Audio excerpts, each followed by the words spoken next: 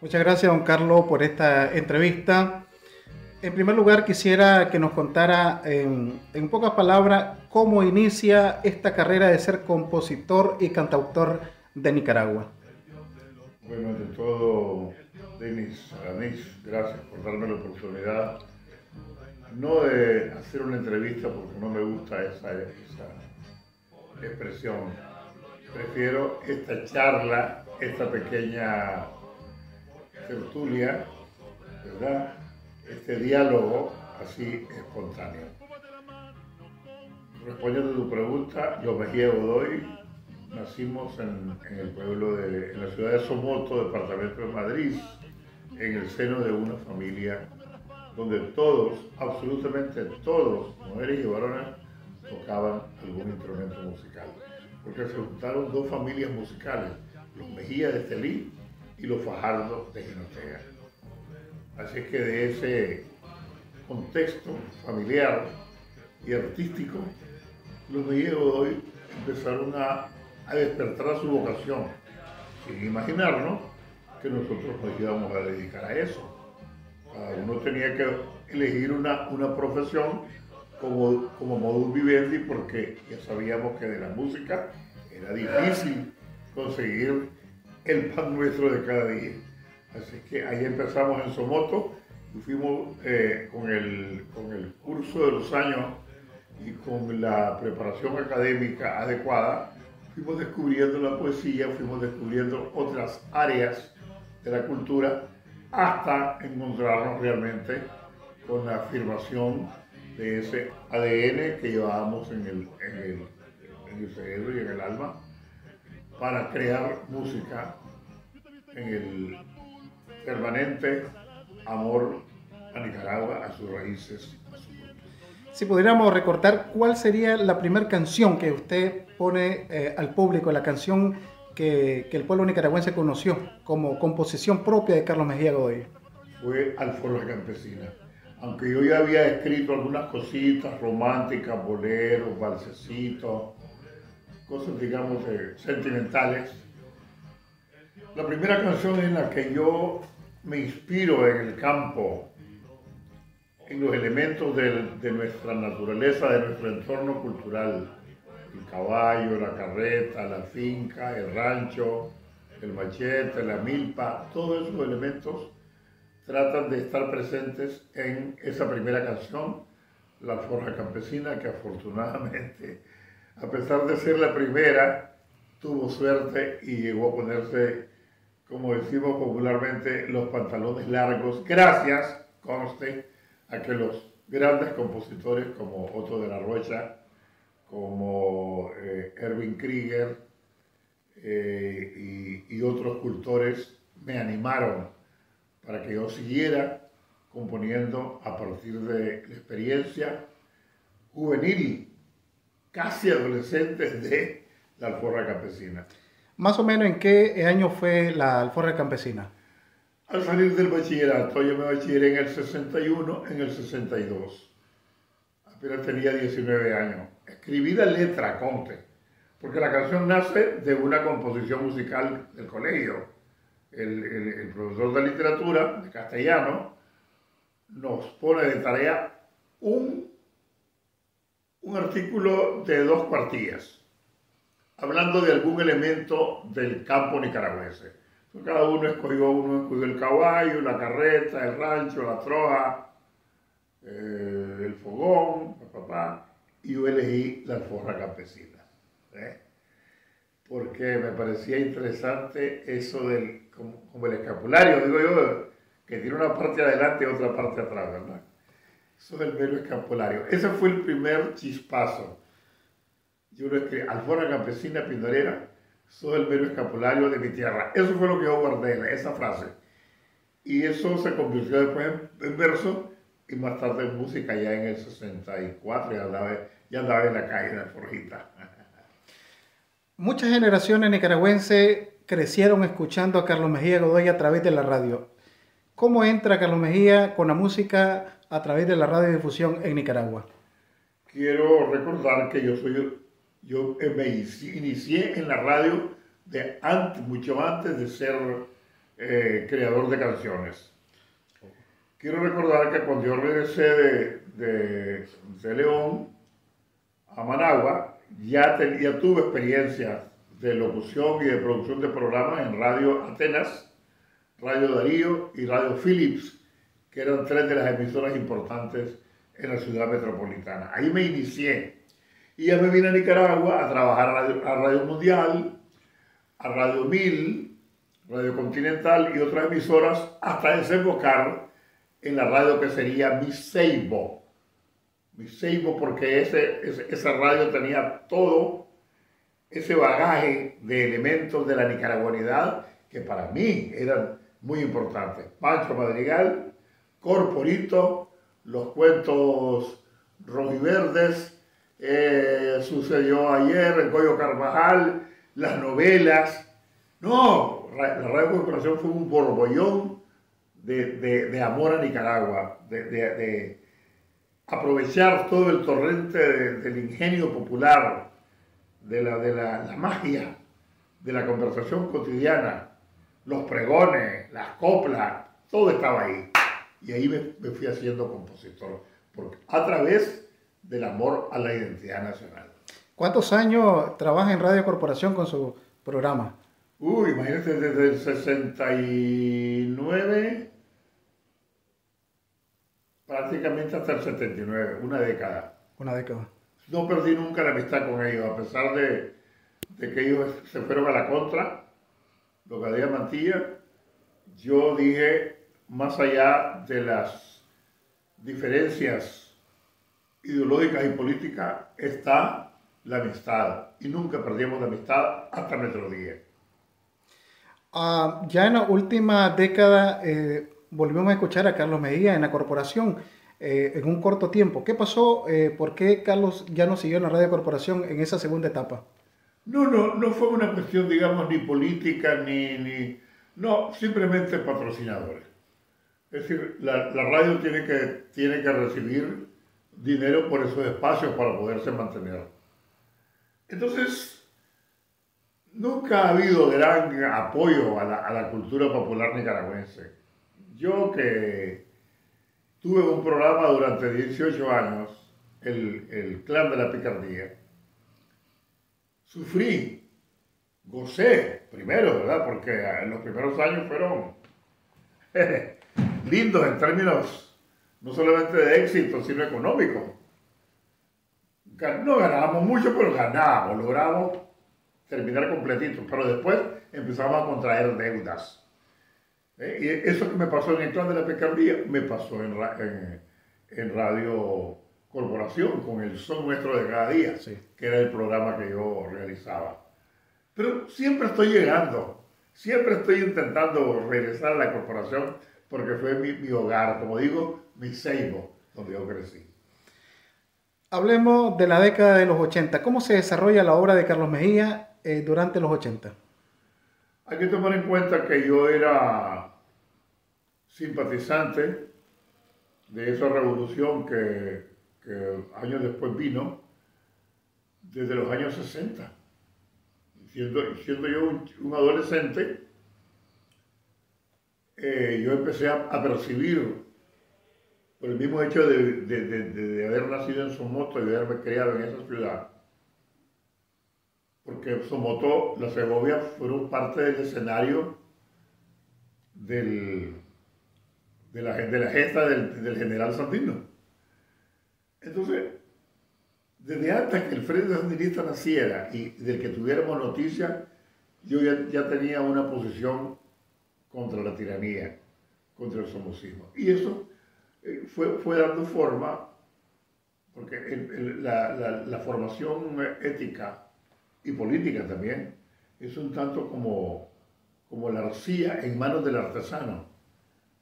Porque yo siempre digo eso, el pueblo es el que te va dando forma a tu posición, a tus principios, a tus valores, más allá, digamos, de las teorías escritas, científicas, antropológicas, sociológicas, más allá de toda esa menjurria, lo más importante es la conexión integral del artista con su pueblo. Eso es lo más importante.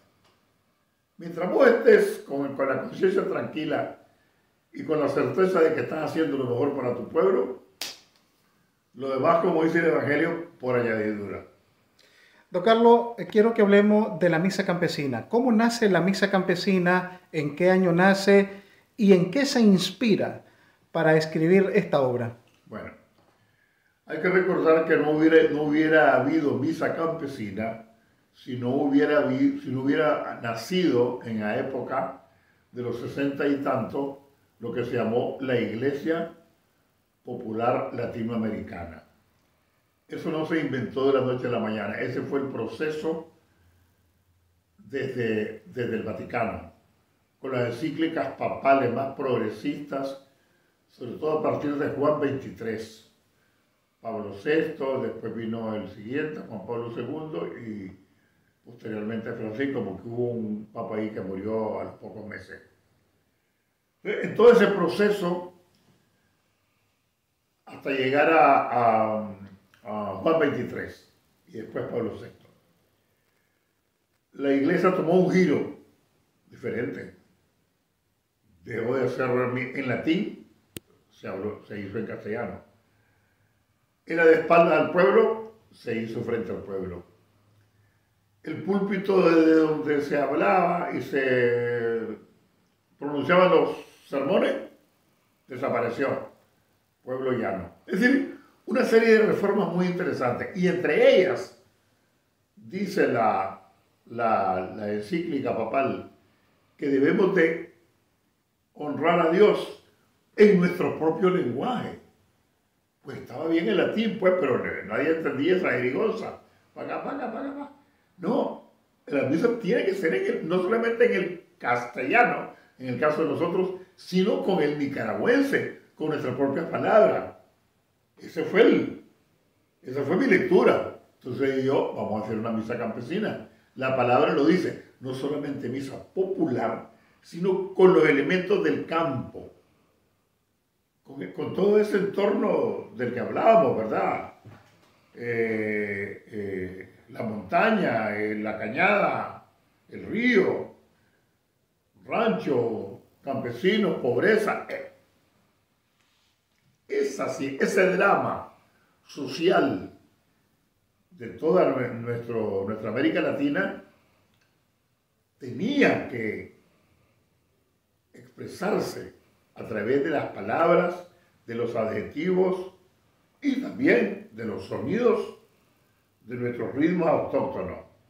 Por eso se llama misa campesina. Ahí está el son nica, el son de Pascua, el son de toros, ahí está la música chichera, ahí están los filarmónicos, ahí está la marimba, están todos los instrumentos y todos los ritmos del norte, mazurca, vals, polka, y hasta la costa atlántica está representada con el misquito la guana.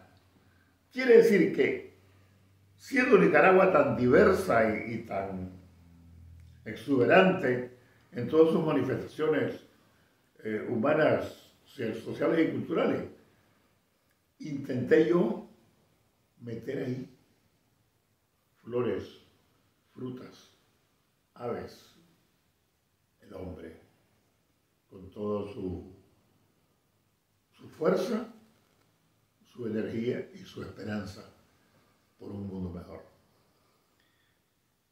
Me comentaba que tuvo la oportunidad de cantar la misa campesina delante del Santo Padre. Sí, quiero decir, porque yo debo de ser honrado por la verdad histórica, que eso no se organizó. Eso fue espontáneo. Nosotros acabamos de estrenar la misa campesina en el lenguaje quechua, que se habla en algunos países andinos, especialmente en Perú. Y era una experiencia para mí maravillosa. ¿Te imaginas cantar en uno de los idiomas precolombinos vivos? Porque se sigue hablando en quechua. No es como el náhuatl nuestro que prácticamente desapareció en Mesoamérica. Entonces, para mí fue una emoción inmensa. Hasta ahí, la celebración de la misa y la presentación de la misa como espectáculo bilingüe, nicaragüense, habla nicaragüense y quechua. Coincidentemente, el Papa Francisco está en Trujillo, que es una ciudad cercana a Lima. Y en ese viaje de Lima, antes de irse para Trujillo, él va a hacer una aparición pública en un lugar. Se nos ocurrió a nosotros autoinvitarnos. Pues, por supuesto, aprovechando la amistad de la organizadora de la misa con la iglesia de católica. Entonces, fue así. ¿Quieren cantar? No, vengan, no hay problema. Y estamos como tantos grupos ahí cantando. Pero por chiripa, en el momento que estamos cantando, vos sos el Dios de los pobres, se aparece el Papa en el balcón. Y nosotros vamos bajando el volumen, vamos bajando el volumen. Y viene él y empieza a decir, gracias, gracias a los que están cantando. Qué linda esa música. Ustedes honran a Dios con esa música y por eso les quiere dar la bendición para que sigan en esa lucha con el canto en los labios y en el corazón. En el nombre, ¿te das cuenta? Un verdadero milagro, pues eso. ¿En qué año sucede este milagro? Ahorita, en el año 2017, un poquito antes de los sucesos de abril. La obra de la misa campesina junto a la misa salvadoreña ha sido sujeto de estudio dentro de la iglesia. ¿Qué piensa usted de eso? Fue muy sorprendente para mí, la verdad, hermano, porque te digo de corazón, la misa campesina nicaragüense para mí no tenía futuro fuera de Nicaragua. ¿Por qué? Porque es una misa que habla con nuestra propia esencia, ¿verdad? Con nuestras propias palabras. Entonces, ¿quién le puede interesar una canción que diga, porque Jesús es el Tayacán de mi pueblo? No. Eso no lo van a entender.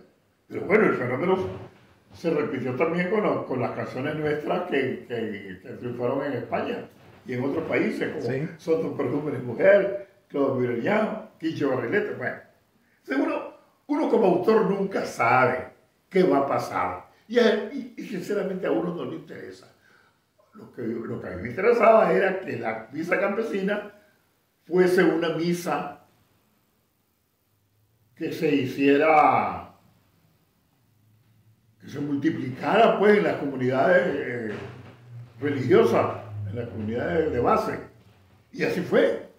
La misa campesina empezó a caminar y a caminar y a caminar, y de repente que nos dimos cuenta ya la conocían en Honduras, y ya la conocían en Costa Rica, en Panamá, y la misa fue, como decimos en Nicaragua, somos pateperros. Entonces, la misa campesina, pateperro, se fue por todos lados, después cruzó el mar, fue a España, después Inglaterra, Francia. Tengo 8 traducciones de la misa campesina, y la más linda, la del quechua en Perú. Excelente, muchas gracias. Que nos hable de ese tema que nos interesaba tanto. Quiero tocar un tema, el exilio. Carlos Mejía Godoy se tuvo que exiliar durante la dictadura somocista y actualmente está exiliado. Si nos habla un poco de estos 2 exilios. Sí, en el exilio de Somoza fue un exilio corto, del 77 al 79, ¿verdad? Pero curiosamente, durante el exilio, en la época de Somoza públicamente declaró que ellos no tenían nada contra mí. Yo pude haber regresado, no sé, si me hubiera pasado algo. Yo no fui, a pesar de que esa declaración que hizo Somoza. Bueno. Posteriormente, bueno, yo viví intensamente la revolución, viví la derrota del Frente Sandinista, probé mi vida política con el MRS, y después de que fui candidato a vicepresidente y que no obtuvimos la victoria, yo decidí retirarme de la música y volver a lo mío, que es la promoción y el fomento de nuestra cultura popular. Ahí está Carluchín, es el Carluchín de siempre. independientemente de los avatares políticos tales y tales y cuales, eso nunca lo he perdido. Y eso no solamente lo conservo, sino que lo sigo experimentando. Yo sigo esta canción que acabo de componer para Shainis Palacios, por ejemplo, es el reflejo de una vocación musical que no se agota. Mientras yo tenga un poquito de entendimiento, de lucidez mental y por supuesto de lucidez de corazón, voy a seguir componiendo canciones, ¿verdad? Porque ese es mi oficio, ¿verdad? De tal manera que este segundo exilio ha sido muy duro para mí. Ya voy a cumplir 6 años en junio, pero ha sido también una experiencia maravillosa, porque Dios me ha dado la oportunidad para reencontrarme, no solamente como artífice, como artesano de canciones, sino también como escritor. Estoy escribiendo mi primera novela, ya publiqué el primer libro y El Verbo se hizo canto. Estoy haciendo una recopilación de palabras y expresiones, locuciones nicaragüenses, se llama El Nicañol, y estoy empeñado en hacer mi primera exposición de pintura, dibujos, acuarelas, acrílicos, óleo, etc. en San Francisco. Quizás para las fiestas patrias podré presentar 40 cuadros de mi cosecha como pintor. Así es que Dios me ha premiado. Muy doloroso el exilio, repito, lacerante. Amo Nicaragua, me hace falta mañana, tarde y noche. No puedo pasar un solo instante. Y como digo en la canción, yo te amo Nicaragua.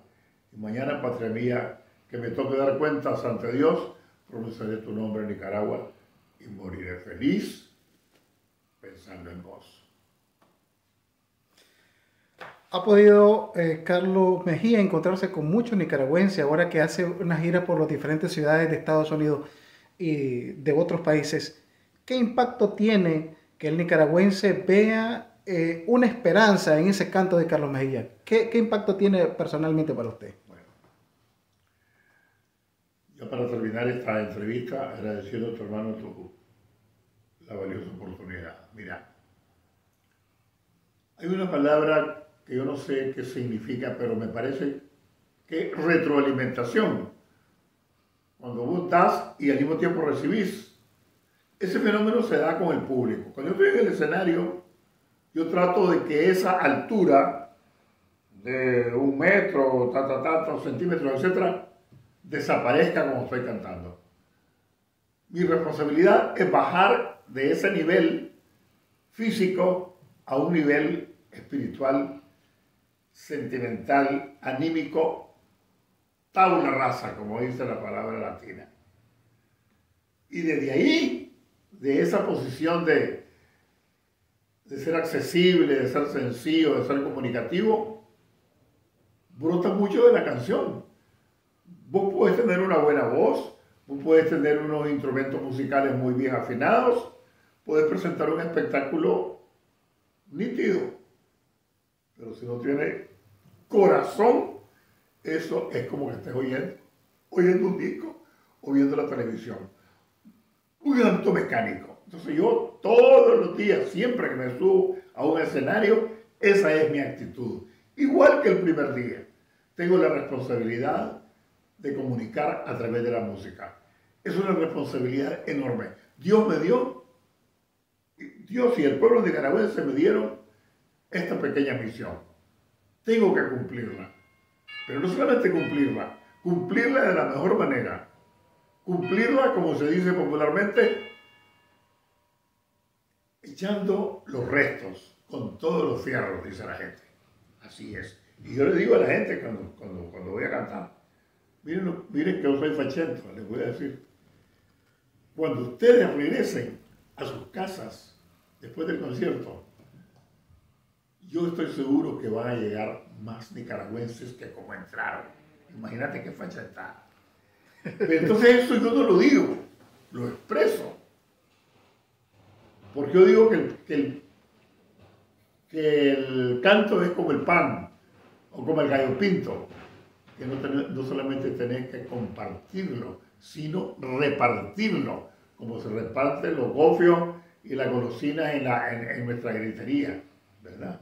Con ese alborozo y con esa ansiedad, en ese caso de probar los dulces de nuestra tierra. Pues las canciones son dulces, las canciones son como golosinas, porque están llenas de toda la belleza cultural infinita de nuestro pueblo, ¿verdad? Bueno, así te respondo, y solamente me resta a través de este medio enviar un abrazo a los miles y miles de nicaragüenses, no solamente de aquí en Chicago, ¿verdad? De las ciudades cercanas, sino ahí donde haya, como se dice, una voz receptiva, un oído receptivo, hasta allí que llegue mi abrazo lleno de energía positiva, lleno de esperanza, de optimismo y de fe de que pronto vamos a alcanzar el amanecer de nuestra Nicaragua.